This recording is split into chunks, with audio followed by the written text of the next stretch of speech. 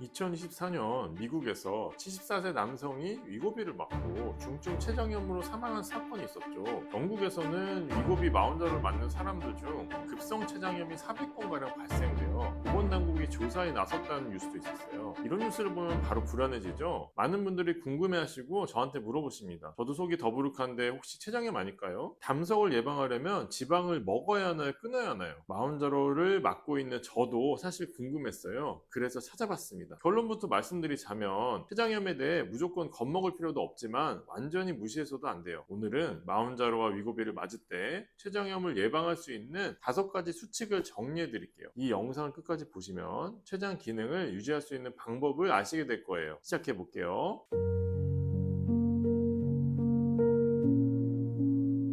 현재까지 무작위 임상시험과 메타 분석에서는 다행히도 위고비나 마운자로가 급성 췌장염을 통계적으로 뚜렷하게 증가시킨다고 확인되지는 않았어요. 위고비의 체중 감량 임상시험에서는 급성 췌장염이 위고비 투여군에서 102년당 0.2건, 위약군에서는 0.1건 미만으로 확인됐어요. 마운자로 임상시험 9개, 총 9,871명을 분석한 연구에서도 췌장염 위험 증가는 통계적으로 유의하지 않았어요. 다만 췌장염 자체가 드물게 발생하기 때문에 위험이 완전히 없다고 단정할 수도 없어요. 반면 담낭 질환은 약간 증가하는 경향이 보이는데요. 위고비 임상시험에서는 담석이 위고비 투여군에서 1.6%, 위약군에서 0.7% 발생했고요. 담낭염은 위고비 투여군에서 0.6%, 위약군에서 0.2% 발생했어요. 마운자로 임상시험에서는 담석이 투여군에서 1.1%, 위약군에서 1.0% 발생했고요. 담낭염은 투여군에서 0.7%, 위약군에서 0.2% 발생했어요. 그러면 우리가 할 수 있는 것은 뭘까요? 췌장염과 담낭염을 100% 예방할 수는 없어요. 다만 최대한 발생하지 않도록 조절할 수 있는 위험 요인을 줄이는 것이 가장 혈신적인 방법이에요. 지금부터 말씀드릴게요. 첫 번째, 부작용을 참으면서 용량을 서둘러 올리지 마세요. 마운자로와 위고비를 시작하면 식욕이 크게 줄어드는 분들이 있어요. 그러면 효과가 좋다고 생각해서 예정된 기간보다 빨리 증량하거나 메스꺼움과 구토가 있는데도 무조건 다음 단계로 넘어가는 경우가 있어요. 하지만 용량을 빨리 올린다고 치료가 더 잘 되는 것은 아니에요. 앞서 말씀드린 76개 임상시험 분석에서도 높은 용량을 사용한 연구에서는 담낭 담도질환 위험이 약 56% 높았고요. 그래서 높은 용량을 사용할수록 체중 감량 속도와 복부 증상을 조금 더 주의 깊게 확인해야 해요. 메스꺼움이나 구토가 계속되고 식사를 거의 못한다면 증량을 미뤄야 해요. 현재 용량을 조금 더 오래 유지하거나 담당 의료진과 용량을 낮추는 방법을 상의해 보세요. 체중 감량이 빠르면 췌장염이 더 잘 생길 수 있어요. 매주 1.5kg 이상 빠지면서 식사까지 거의 못하고 있다면 감량 속도가 지나치게 빠르지 않은지 점검할 필요가 있어요. 보통 일주일에 약 0.5kg에서 1kg 정도의 점진적인 감량이 일반적인 목표로 잡을 수 있어요. 두 번째로 하루 한 끼나 장시간 단식보다 소량씩 규칙적으로 드세요. 약을 맞으면 배가 고프지 않으니까 아예 굶어도 괜찮다고 생각할 수 있어요. 하지만 장기간 아무것도 먹지 않거나 극단적인 초저열량 식단을 오래 유지하면 담낭이 제대로 비워지지 않고 담즙이 고이기 쉬워져요. 빠른 체중 감량 과정에서는 간에서 담즙으로 배출되는 콜레스테롤도 증가해서 담석이 만들어질 가능성이 커질 수 있어요. 그렇다고 억지로 많은 양을 먹을 필요는 없어요. 한 끼에 먹는 양을 줄이되 하루 두세 번으로 나눠 드세요. 밥은 반고기 정도 드시고 여기에 두부, 생선, 달걀, 껍질을 제거한 닭고기 같은 단백질을 곁들이면 좋아요. 채소와 해조류, 귀리, 보리 같은 식이섬유도 함께 드세요. 메스꺼움과 더부룩함이 심한 초반에는 생채소를 한꺼번에 많이 먹기보다 익힌 채소처럼 소화가 편한 형태로 드시는 것이 좋아요. 가장 피해야 할 습관은 하루 종일 굶다가 밤에 배달 음식을 몰아서 먹는 거예요. 세 번째, 지방과 정제된 탄수화물을 줄이세요. 담석이 무섭다고 지방을 완전히 끊는 것은 일반적으로 권하지 않아요. 오히려 적당량의 지방은 담낭이 수축하고 담즙을 배출하는 데 도움이 될 수 있어요. 다만 견과류 몇 알, 생선, 두부, 달걀, 올리브유나 들기름처럼 비교적 건강한 지방을 소량씩 나누어 드세요. 피할 것은 삼겹살, 곱창, 튀김, 치킨, 피자, 크림소스처럼 지방이 많은 음식을 한 끼에 몰아먹는 습관이에요. 마흔자로 위고비는 위에서 음식이 내려가는 속도를 늦출 수 있어요. 이런 상태에서 고지방식을 많이 먹으면 더부룩함, 구토, 역류와 복통이 더 심해질 수 있어요. 중성지방은 기름진 음식만 줄인다고 내려가는 것이 아니에요. 오히려 우리나라 사람은 과도한 탄수화물 섭취가 더 문제가 될 수 있는데요. 따라서 술과 함께 탄산음료, 과일 주스, 달달한 커피, 과자, 빵, 면처럼 정제된 탄수화물이 많은 음식도 줄여야 해요. 네 번째, 때문에 술은 가능한 한 끊으세요. 마운자라 위고비가 술과 직접 상호작용해 췌장염을 일으키는 것은 아니죠. 하지만 술 자체가 급성 췌장염의 위험 요인이고 구토와 탈수를 악화시키며 중성지방도 올릴 수 있어요. 따라서 약을 사용하는 동안에는 가능한 한 금주하는 것이 가장 안전해요. 특히 과거 췌장염, 담석, 공복, 중성지방 500 이상, 반복되는 상복부 통증, 간질환 또는 폭음 습관이 있다면 완전 금주를 강력 권고해요. 다섯 번째로 물을 조금씩 자주 마시고 규칙적으로 움직이세요. 물을 많이 마신다고 췌장염이나 담석이 직접 예방되는 것은 아니에요. 하지만 약을 맞으면서 구토나 설사가 발생하면 탈수가 생기고 신장 기능이 악화될 수 있어요. 한꺼번에 1리터를 들이켜기보다 하루 동안 조금씩 나누어 마시세요. 소변색이 평소보다 진해지거나 소변량이 줄고 자리에서 일어날 때 어지럽다면 수분이 부족하다는 신호일 수 있어요. 운동은 빠르게 걷기 같은 중강도 유산소 운동을 일주일에 총 50분 정도 하는 것을 목표로 해보세요. 근력 운동도 일주일에 2번 정도 병행하면 근육 손실을 줄이고 혈당과 중성지방을 관리하는 데 도움이 돼요. 처음부터 150분을 모두 채우기 어렵다면 하루 10분 걷기부터 시작해서 점차 늘려도 좋아요. 다만 식사를 거의 못했거나 구토와 어지럼증이 있는 날에는 고강도 운동으로 살을 더 빼려고 하면 안 돼요. 그날은 운동보다 휴식과 수분 보충이 우선이에요. 자, 정리해볼까요? 먼저 부작용을 참으면서 용량을 서둘러 올리지 마시고 굶지 말고 소량씩 규칙적으로 드세요. 지방과 정제 탄수화물을 줄이시고 술은 가능한 한 끊으세요. 물을 조금씩 자주 마시면서 유산소 운동과 근력 운동을 꾸준하게 해주세요. 마지막으로 생활수칙보다 더 중요한 위험 신호를 말씀드릴게요. 만약 피검사를 했는데 공복 중성지방이 500 이상이면 췌장염 위험을 고려해서 당, 음료, 정제 탄수화물을 제한하고 저지방식을 시작하고 약 처방을 위해 진료를 보시는 걸 추천드려요. 공복 중성지방이 1000 이상이면 매우 위험한 상태라 하루 20에서 30g 이하의 초저지방식과 약물 치료를 즉시 시작해야 해요. 혹시나 명치나 윗배에 심한 통증이 생겨 몇 시간 이상 지속되거나 통증이 등으로 뻗친다면 단순한 소화불량을 넘기면 안 돼요. 반복적으로 토하거나 오른쪽 윗배가 심하게 아프면서 열이 나는 경우도 바로 진료를 받아야 해요. 눈이나 피부가 노래지고 소변이 콜라색처럼 진해지는 경우도 마찬가지예요. 이런 증상이 생기면 다음 투여를 일단 보류하고 당일 진료나 응급실 진료를 받으세요. 혹시 췌장염이나 담낭염이 진단되었다면 약을 다시 사용할지는 임의로 결정하지 말고 담당 의료진과 상의하여야 해요. 마운자라와 위고비를 맞는다고 대부분 사람에게 췌장염이 생기는 것은 아니에요. 하지만 거의 굶다시피 하면서 체중을 너무 빠르게 빼고 술과 고지방 음식을 한꺼번에 먹고 심한 복통까지 참는다면 피할 수 있는 위험을 스스로 키울 수 있어요. 오늘 말씀드린 5가지 수칙을 잘 지키시고 췌장염과 담낭염 걱정 없이 체중 감량에 꼭 성공하시길 기원합니다. 오늘도 끝까지 영상을 봐주셔서 고맙습니다. 영상이 도움되셨다면 좋아요와 구독 부탁드립니다.